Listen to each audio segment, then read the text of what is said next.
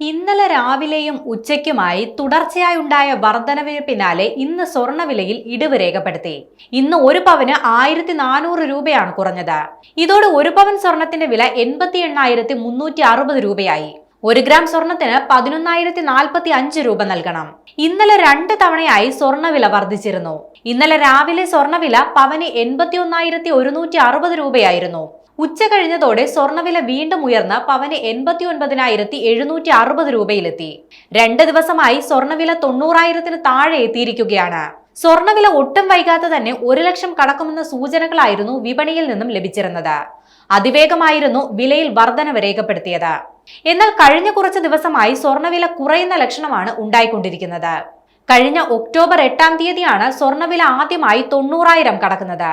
October 21-ാം തീയതി രേഖപ്പെടുത്തിയ 97,360 രൂപയാണ് ഈ മാസത്തെ ഏറ്റവും ഉയർന്ന നിരക്ക്.